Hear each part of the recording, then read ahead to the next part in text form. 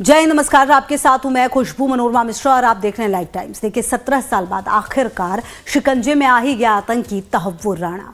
कल ही Los Angeles से खास विमान से तहव्वुर राणा को भारत लाया गया। भारत वापसी के साथ ही तहव्वुर राणा को एनआईए की टीम ने हिरासत में लिया है। इसके बाद राणा को पटियाला हाउस कोर्ट में पेश किया गया। एनआईए की टीम ने कोर्ट से तहव्वुर राणा की 20 दिनों की रिमांड मांगी। कोर्ट ने 18 दिनों की रिमांड दी, यानी कि अब 18 दिनों तक तहव्वुर राणा एनआईए की हिरासत में रहेगा। तहव्वुर राणा को एनआईए के मुख्यालय में रखा गया है। आज से तहव्वुर राणा की पूछताछ होगी। 26/11 मुंबई हमले के आरोपी तहव्वुर राणा को पटियाला हाउस कोर्ट ने एनआईए की कस्टडी में भेजा है।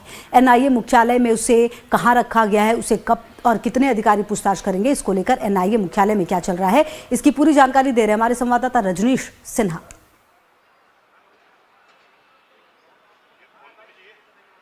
26/11 का मास्टरमाइंड तहव्वुर राणा अब एनआईए के शिकंजे में है। जी हां, कल देर रात पटियाला हाउस में उसकी पेशी हुई और वहां 18 दिन का रिमांड एनडीए को मिला है।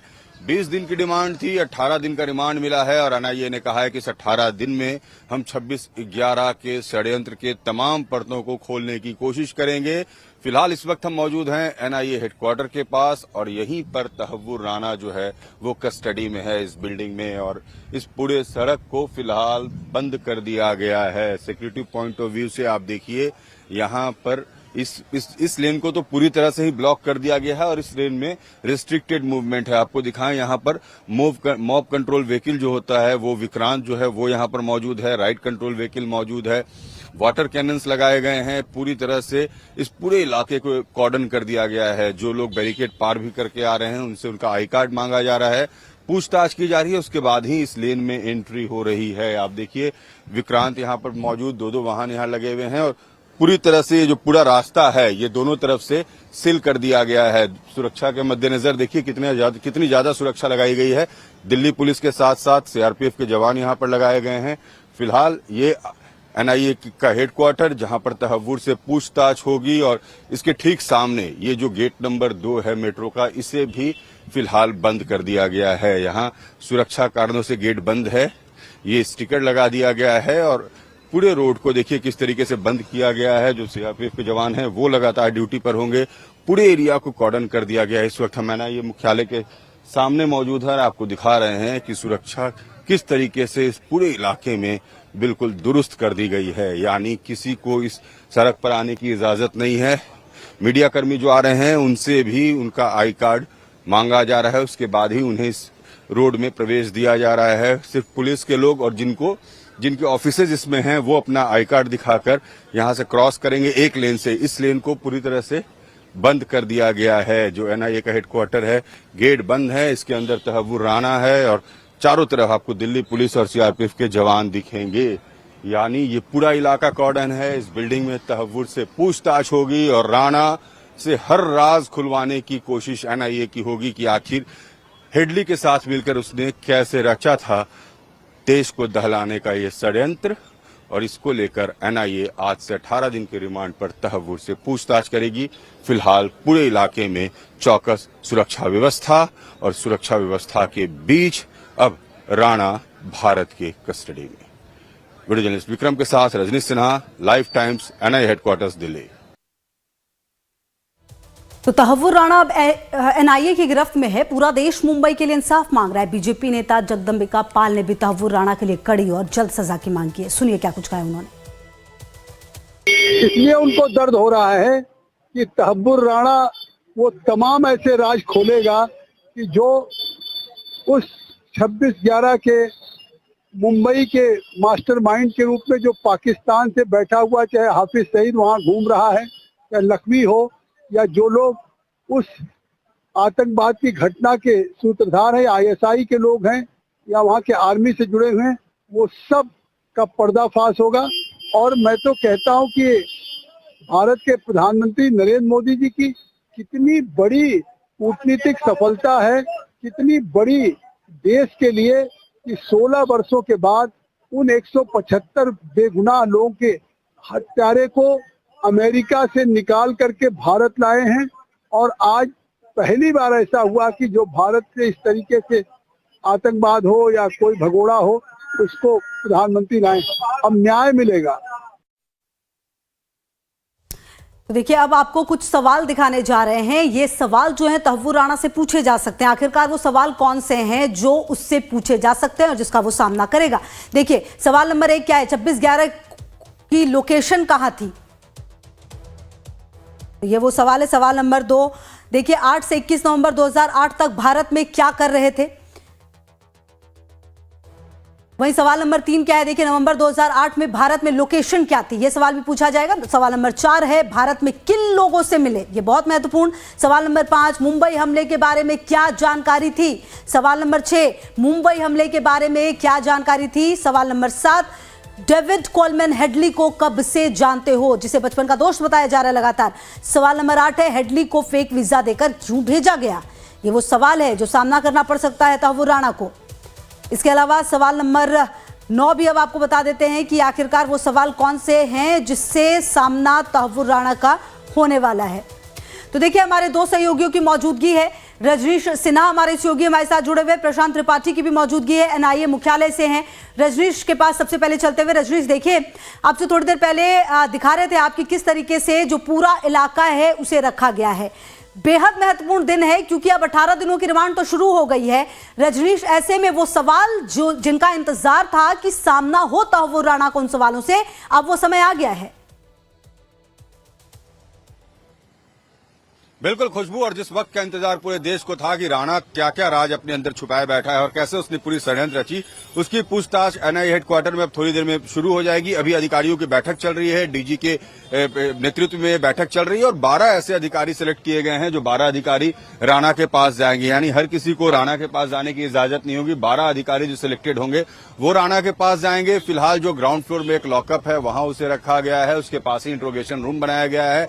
कैमरे पर सारी पूछताछ होगी। सीसीटीवी कैमरे भी राणा के लॉकअप में लगाए गए हैं।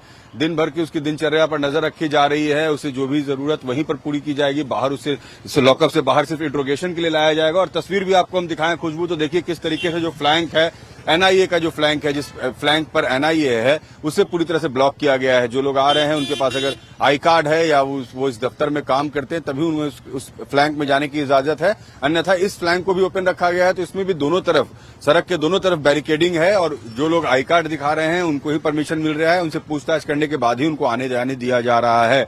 तो सुरक्षा व्यवस्था काफी चाक चौबंद तो रखी गई खुशबू, लेकिन अब थोड़ी देर में यहां पूछताछ शुरू होगी। जो खबर हमारे पास है कि 11 बजे के आसपास का वो वक्त होगा जब डीजी के कमरे में राणा लाया जाएगा और उसके बाद पूछताछ की जो प्रक्रिया है वो शुरू होगी। क्वेश्चन आयर तैयार है। पहले 2 दिन, ये खबर है कि पहले 2 दिन राणा के पृष्ठभूमि के बारे में उससे जानकारी ली जाएगी। राणा के परिवार में कौन कौन है, कहाँ का रहने वाला है, उसका इतिहास क्या रहा, वो बचपन से कहाँ रहा, कहाँ पढ़ाई की, पाकिस्तान आर्मी में कब तक वो नौकरी में था, क्यों नौकरी से हटा, फिर वो कनाडा गया, वहां की नागरिकता ली, फिर अमेरिका गया, शिकागो में उसने अपना फर्म खोला, इमिग्रेशन फर्म में कैसे वो हेडली को जोड़ा, उसने हेडली को जोड़ने के बाद उसने एक उसका ब्रांच मुंबई में खोलवाया, किस तरीके से वो पैसे का ट्रांजेक्शन करता था।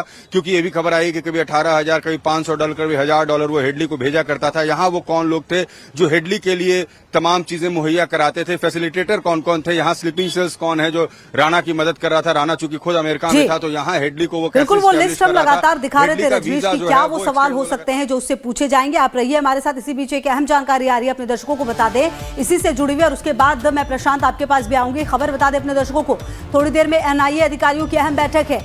जी हाँ, और लगातार हम आपको ये बता भी रहे थे कि एनआईए अधिकारियों की बैठक है। एनआईए के डीजी समेत बड़े अधिकारी इस बैठक में शामिल होने वाले हैं। इसके अलावा आपको बता दें 12 अधिकारियों की टीम का गठन किया गया है। सूत्रों के हवाले से अहम जानकारी सामने आ रही है, जहां 12 अधिकारियों की टीम का गठन किया गया। टीम का नेतृत्व जया रॉय जो डीजी हैं वो करने वाली हैं। प्रशांत, टीम का नेतृत्व जया रॉय जो है डीजी वो करेंगी। 12 अधिकारियों को तैयार कर लिया गया है। सूत्रों के वाले से ये जानकारी भी सामने आ रही है। थोड़ी देर पहले रजनीश भी बता रहे थे, आपके पास क्या जानकारी, कितने बजे पूछताछ होगी और शुरुआती दिनों में किस तरह से पूछताछ को रखा जाएगा, क्योंकि 18 दिन का समय मिला है फिलहाल।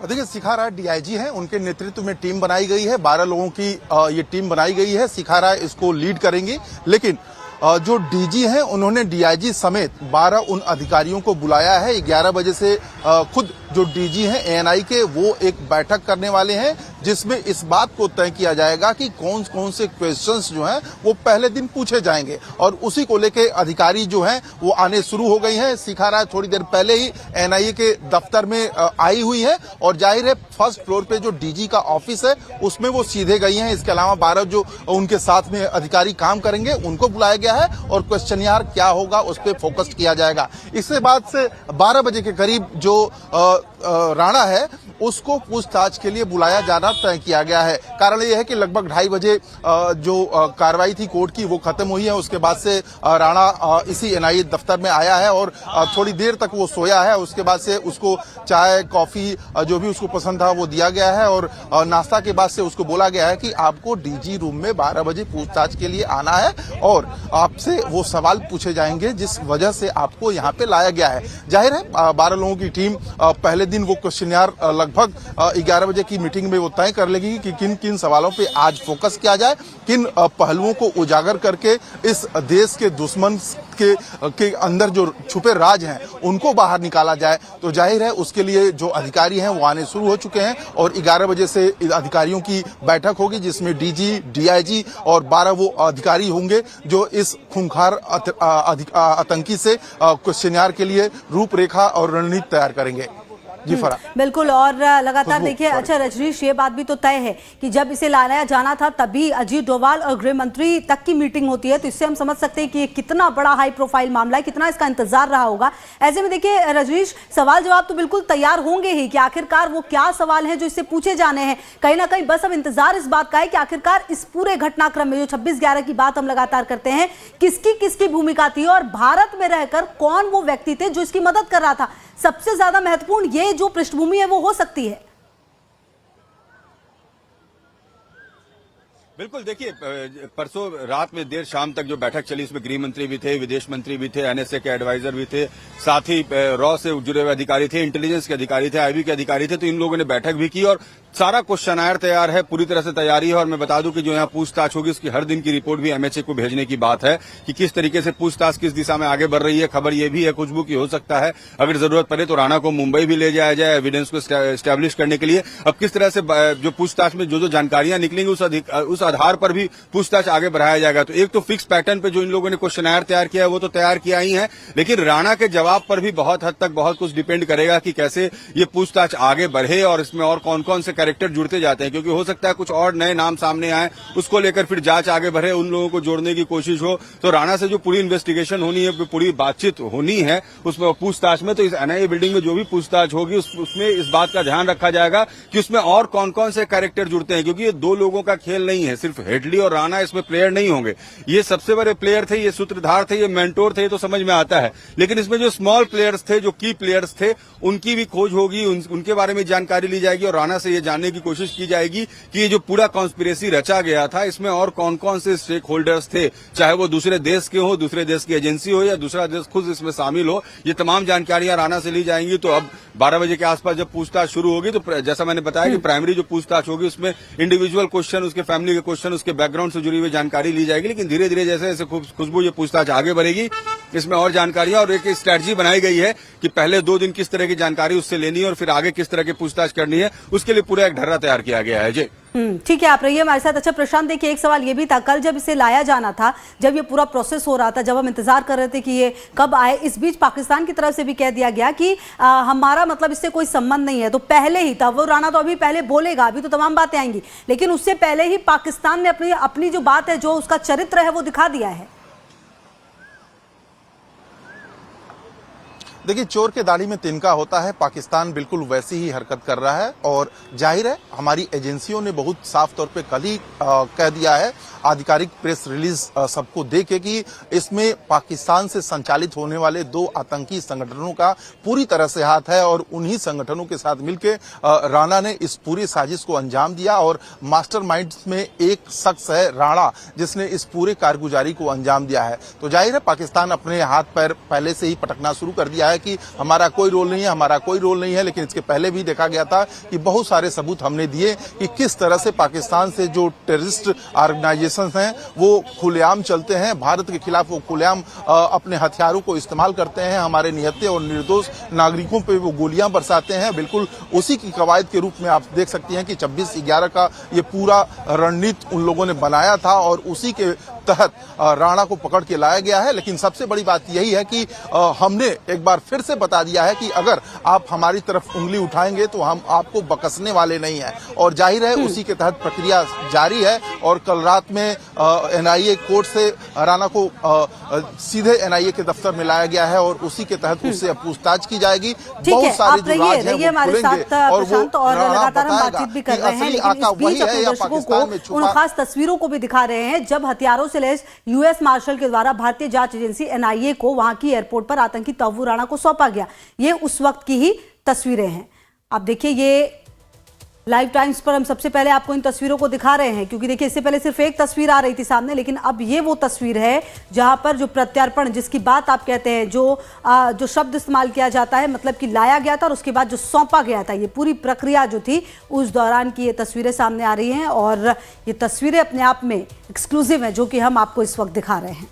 तहव्वुर राणा, इंतजार लंबा रहा, सालों का भारत की जो ये लड़ाई आप एक तरह से समझ लीजिए लगातार रही, और जो पक्ष है भारत का वो हमेशा मजबूत रहा। इसीलिए शायद ये वजह थी कि तहव्वुर राणा ने आखिरी वक्त में भी ये कोशिश की कि अमेरिकी सुप्रीम कोर्ट में याचिका दी गई उसकी तरफ से कि उसको हेल्थ की वजह से और भी कई कारण उसकी तरफ से बताए गए कि वो भारत नहीं जा सकता, नहीं जाना चाहता, लेकिन तमाम याचिकाओं को खारिज किया गया। उसके बाद प्रत्यार्पण की जो पूरी क्रिया है, काम है, वो शुरू हुआ और फाइनली देखिए कल ये हुआ कि तहव्वुर राणा जो यहाँ पर पहुंचा, और जब ये पूरी प्रक्रिया हो रही थी उसी दौरान की ये तस्वीरें हैं जब भारत में सौंपा गया है। और रजनीश देखिए, वो तस्वीरें हम दिखा रहे थे अपने दर्शकों को जब ये पूरा प्रोसेस हुआ है। निश्चित तौर पर रजनीश देखिए, जब आप एक ऐसे आतंकवादी को जिसने 26/11 जैसा जख्म भारत को दिया है, जिससे कि हम कभी भूल नहीं सकते, 160 से ज्यादा लोगों की जान गई थी, निर्दोष लोगों की, पुलिस जो थे हमारे शहीद हुए थे, जवान शहीद हुए थे। ऐसे में जब इस तरह के आतंकवादी को लाया जाता है तो कहीं ना कहीं देखिए मैसेज तो लाउड एंड क्लियर होता ही है। इसके अलावा एक मैसेज ये भी होता है कि अब हम पहले वाले भारत नहीं हैं, हम मजबूत भारत है, और आप ऐसी घटना के बारे में सोच भी नहीं सकते हमारे ऊपर देखने की और सोचने की। बिल्कुल, देखिए खुशबू, जिस तरीके की पूरी कूटनीतिक नीति रही है देश की, इसकी सब कोई वाहवाही कर रहा है कि जैसे पूरी तरह से ये जो निगोशिएशन किया गया और राणा को लाया गया, जो तस्वीर हम दिखा रहे हैं, देखिए जो तस्वीरें दिख रही है किस तरह से वो टर्मिक की तस्वीर है, एयरपोर्ट की तस्वीर लग रही है जहां पर प्लेन है और हैंड ओवर किया जा रहा है। और एनआईए के जो कल से रिलीज आ रहे हैं ना, उस हर रिलीज में यूएस के जो ऑफिसर्स हैं, यूएस के जो लोग इसमें निगोशिएशंस में रहे, जो टीम रही, जो वहां के सिक्योरिटी सर्विसेज रही, उन सबके कोऑर्डिनेशन की बात बार बार की गई है। तो यूएस ने जिस तरीके से सपोर्ट किया है इस पूरे मसले में भारत को, और कल जो उनके यूएस के डिपार्टमेंट की जो स्पोक्समैन थी, वुमेन थी, उनका जो बयान आया था उसमें भी उन्होंने इस बात का जिक्र किया कि हमें भारत को ये सौंपना था, क्योंकि भारत में जो घटना घटी थी वाकई निंदनीय है और 26/11 की घटना ने पूरे दुनिया को दहला दिया था। तो जिस तरीके से अमेरिका ने इसको सपोर्ट किया, और ये नतीजा है प्रधानमंत्री नरेंद्र मोदी के किए गए निगोशिएशंस का, जो फरवरी में उन्होंने किया था राष्ट्रपति के साथ। उस वक्त ही डोनाल्ड ट्रंप ने कहा था, अमेरिका के राष्ट्रपति ने, कि हम इस एविल राणा को एक्स्ट्राडिट करेंगे, और उसके बाद से ही प्रोसेस शुरू हो गई थी। जबकि पिछले साल से ही भारत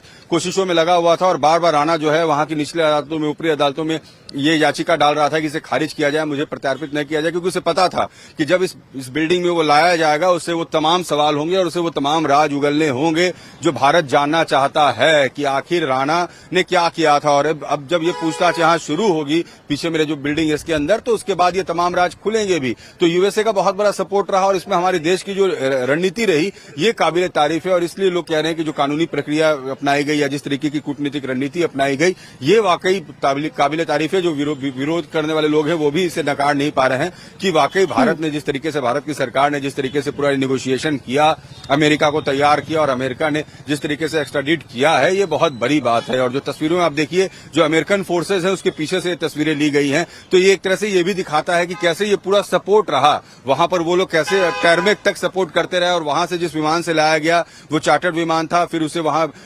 बुडापेस्ट में रोका गया, वहां पर 11 घंटे का हॉल्ट रहा, फिर वहां से आगे बढ़ा। तो ये बिल्कुल गोपनीय रूट रखा गया था, इसके बारे में किसी को कोई जानकारी नहीं थी किस प्लेन से आ रहा है। मिड साइज का एक एयरक्राफ्ट था, चार्टर्ड प्लेन था, काफी लग्जरियस एयरक्राफ्ट माना जाता है, एक लंबी दूरी के लिए लेकर आना था, कहीं कोई परेशानी नहीं हो, किसी को कहीं कोई शक शुबा ना हो एयरफील्ड में भी, तो इसको लेकर भी तमाम गोपनीयता रखी गई थी। तो बीच में हॉल्ट लेकर उसके बाद फिर ये फ्लाई करके यहाँ पर लाया गया और बिल्कुल एयरपोर्ट पर जब यूएपीए और आईपीसी के अलग अलग धाराओं के तहत उसे गिरफ्तार किया गया तो वहीं मेडिकल चेक कराया गया। पहले ये खबर आ रही थी कि पालम एयरपोर्ट से एनआईए लाया जाएगा राणा, उसके बाद कोर्ट ले जाया जाएगा, लेकिन मेडिकल चेकअप भी वहीं, यानी कहीं कोई लूप होल छोड़ना नहीं चाहती थी सिक्योरिटी एजेंसीज की, कहीं कोई लूप होल हो, कम से कम मूवमेंट हो और कम मूवमेंट में ही सारा कुछ हो जाए। तो एयरपोर्ट पे मेडिकल चेकअप, एयरपोर्ट से सीधे Patiala house court, Patiala house court से एनआईए बिल्डिंग, ये पूरा रूट मैप रहा। और जिस तरीके से भारत सरकार ने गोपनीयता के साथ, और कल भी जो पूरा जो ये प्रक्रिया रही ना, वो खुशबू, उसमें खुद अजीत डोभाल जो एनएसए एडवाइजर है वो खुद इस सब पूरी प्रक्रिया को देख रहे थे, उनके नेतृत्व में ही सब कुछ चल रहा था, तमाम अधिकारी को कोऑर्डिनेट करना और कैसे ये प्रक्रिया की जानी है,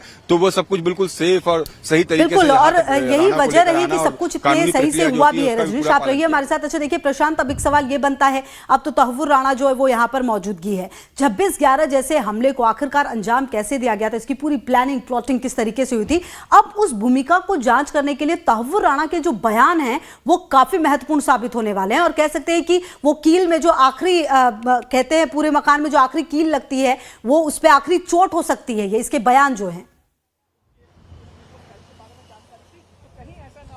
बिल्कुल, जो भी ये बयान देगा वो सिर्फ भारत के लिए नहीं बल्कि अंतर्राष्ट्रीय स्तर पे भी सबूत के तौर पे पेश किया जाएगा। इसके अलावा जब प्रत्यर्पण करवाई जाती है तो जिस देश से प्रत्यर्पण करवा के हम उस आरोपी को लाते हैं उसको भी सबूत को देना पड़ता है कि हम अगर इस पे आरोप तय कर रहे हैं तो किस आधार पे कर रहे हैं और हमारे पास क्या सबूत है। जाहिर है पाकिस्तान का चेहरा एक बार फिर से बेनकाब होगा।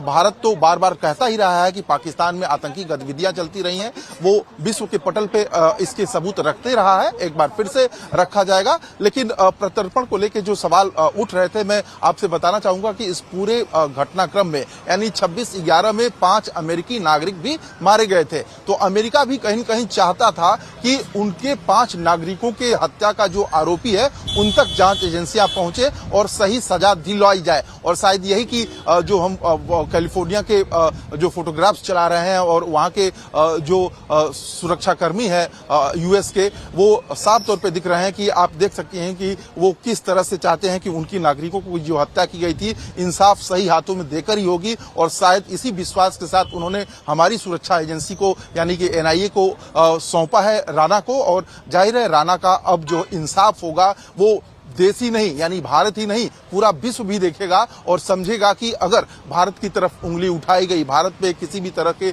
हमले किए गए तो भारत अब बर्दाश्त करने वाला नहीं है। तो जाहिर है उसकी प्रक्रिया अभी 11 बजे से शुरू हो जाएगी। अधिकारी पहले आज जो सूचनाएं मिल रही हैं वो ये कि पहले सामान्य प्रशांत, रजनीश, आप दोनों का बहुत बहुत शुक्रिया हमारे साथ जुड़ने के लिए और बातचीत करने के लिए। आगे भी नजर रहेगी। बहरहाल आगे बढ़ते हैं। हफ्ते के आखिरी कारोबारी दिन आज यानी शुक्रवार को